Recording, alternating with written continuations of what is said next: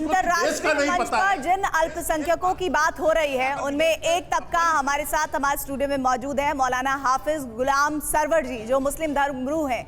मुस्लिम धर्मगुरु होने के नाते उनकी किस तरह से फैन फॉलोइंग होगी, वो किस तरह से अपनी बातों को रखते होंगे, बहुत मायने हैं इस बात के। तो मौलाना हाफिज जी, आप ये बताइए कि अपने देश में रहकर अल्पसंख्यकों की बात करना ये वाजिब समझ आता है, लेकिन जब आप अमेरिका जैसी कंट्री में रहते हैं जहां पर इस तरह की तमाम ऐसी रिपोर्ट्स आती हैं जिसको भारत सरकार खारिज कर चुकी है अल्पसंख्यकों को लेकर, क्या ऐसा राहुल गांधी का कहना वहां पर कि अल्पसंख्यकों के साथ भारत में अत्याचार होता है सही मंच है? इसमें दो तरह की बात है।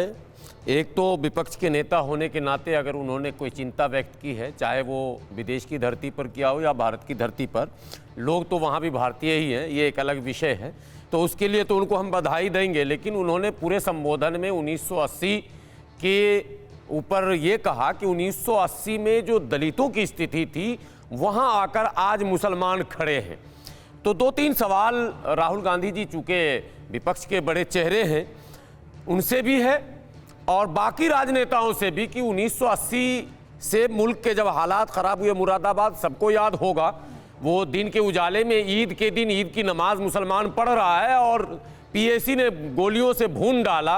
वो हाशिमपुरा, मेरठ, मलियाना, वो क्या कहते हैं आगरा, कानपुर, वो तमाम, मैं 5 सेकंड में तो जो खौफ प्रेजेंट जो कमेंट है उस पर रहे और उस पर बताएं कि क्या उनका ये कहना सही है। मैं बिल्कुल सब्जेक्ट पर आ रहा हूं। बहुत महत्वपूर्ण बात, दलितों की बात कर रहे हैं।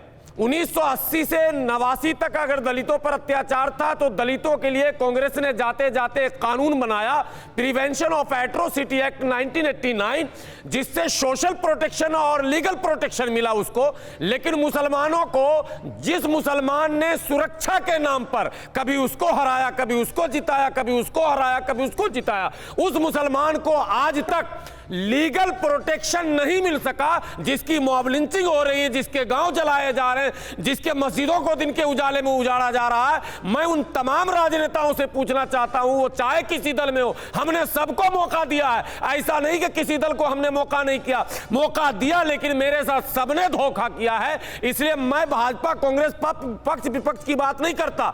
अंतिम में जब प्रधानमंत्री जी ने सबका साथ, सबका विकास, सबका विश्वास कहा तो उम्मीद की किरण जगी मुसलमानों में, लगा के कोई नया काम होगा। 9 साल पूरे हो गए, आदरणीय प्रधानमंत्री जी ने कहा था कि किसी को कुछ करा ना करा, कम से कम पसमानदा मुसलमानों को हम मुख्य धारा से जोड़ेंगे। फिर उम्मीद जगी। मैं आपके इतने बड़े चैनल के माध्यम से आदरणीय प्रधानमंत्री जी से मांग करता हूं कि कम से कम, तमाम पार्टियों ने तो वादे की झड़ी लगाई, कुछ नहीं किया, आप कम से कम एक प्रोटेक्शन जो अब तक लोग जबानी दे रहे थे, आप कानूनी दे दीजिए। राहुल गांधी का बयान, राहुल गांधी का बयान, राहुल जी का बयान, मैं एक बात दावे के साथ कह सकता हूं कि राजनीति में वो स्लिप कर गए हैं बोलते बोलते। अल्पसंख्यकों के ताल्लुक से जितनी बातें कही गई हैं, बॉल घूमकर वहीं जा रहा है। चूंकि देश में जितने दंगे फसाद हुए हैं और मुसलमानों को, जो आज मुसलमान जो बैक फुट पर है, या मुसलमान के बारे में आपने रंगनाथ मिश्रा कमीशन की बात हुई, सक्सेना कमेटी की बात हुई, कुंडू कमीशन की बात हुई, किसी रिपोर्ट पर और दंगे पर, 2 सेकंड, दंगे के ऊपर जितने भी कमीशन बनाए गए, चाहे वो कृष्णा कमीशन हो, चाहे भागलपुर दंगे के ऊपर, कहीं किसी पर कोई कार्रवाई नहीं हुई। तब कांग्रेस ही शासन सत्ता कह रहे हैं कि राहुल गांधी से स्लिप ऑफ टंग हो गया है। आज के उनके, क्योंकि यहाँ अभी आज के उनके संबोधन में और उसके बाद सवाल जवाब में असली इश्यू क्या रखे गए कि जिन पे चर्चा नहीं कर रही है सरकार। पहला बेरोजगारी, दूसरा महंगाई, तीसरा नफरती माहौल, बेरोजगारी में मुसलमान कहां से आ गया, कि शिक्षा का देश का इशू है। बेरोजगारी ये कौन सी बेरोजगारी है?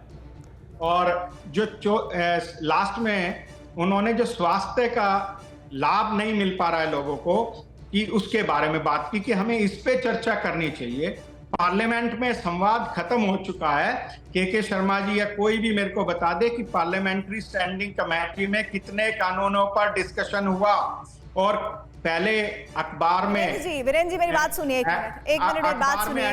जिन जिन बातों पर राहुल गांधी ने बात रखी, हम उन सभी बातों को बता रहे हैं, दिखा रहे हैं, लेकिन क्या आप ये तय करेंगे कि हम चर्चा किस बात पर करेंगे?